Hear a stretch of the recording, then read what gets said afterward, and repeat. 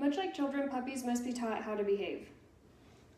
If you don't teach them how to behave, they could become bored, destructive, and even aggressive as they grow older. Teaching a puppy basic obedience starts with his name and teaching him how to sit. Everyone wants a well-behaved dog when they're full grown. Training your own puppy also helps to develop a bond. Imagine when you were younger that your parents got you a puppy and expected you to do all of the training yourself, but you didn't know how. So as the puppy gets older, he becomes destructive and your parents decide that they don't want a destructive dog.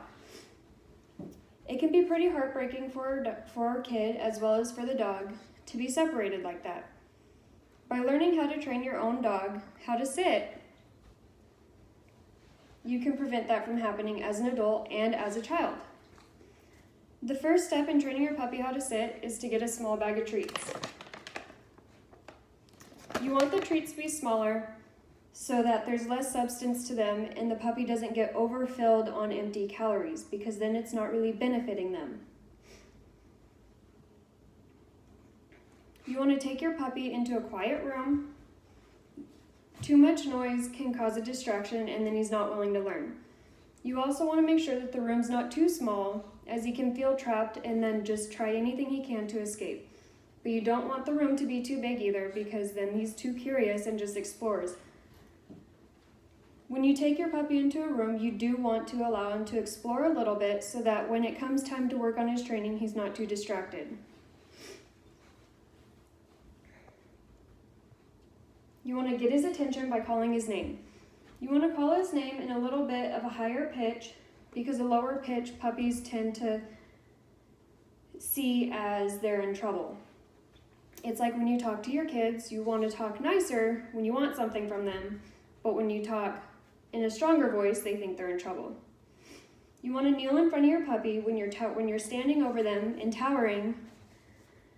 It might be seen as a dominance thing, and it can also cause them to be a little fearful, which makes them less receptive to the training that you're trying to provide. When you first start, you'll get their attention, and you'll hold the treat in your hand, and you'll push it back over his nose and tell him to sit. Once he sits, you give him the treat. Come here, Pua. Come here. Come here. No. Sit. Good boy. You give him his treat, and you always want to give him lots of praise. Come here. No, sit. You can have him come to you, and then you hold it, and you push it back over his nose, and you tell him sit. When he cooperates, you give him a reward. He's learning to do what you're asking him to do and learning that he gets a reward in return. Come here. Sit. I've already done a lot of work with my puppy. When he sits, you always want to give him a lot of verbal reward, telling him he's a good boy, and give him lots of love. Because if you don't do anything like that, he's going to not understand whether he's doing it right or not. According to the VCA Hospital's website, 15 minutes a day is ideal to spend with them. It can be in increments, in 5-minute increments, or it can be 10 minutes, 5 minutes, or you can do it all at one time. You don't want to do too much time, as they could get bored with it, and then at that point they're not learning anything. But if you don't spend enough time, they're also still not going to learn anything. They're just going to think, oh, I do something real quick and I get a treat, and then they're just not going to consistently do it. The AKC also says that you can apply slight pressure at first, but that doesn't mean to force them into a sitting position. Because as the American Kennel Club website says, forcing your expectations can be confusing and upsetting to a puppy or even an adult dog.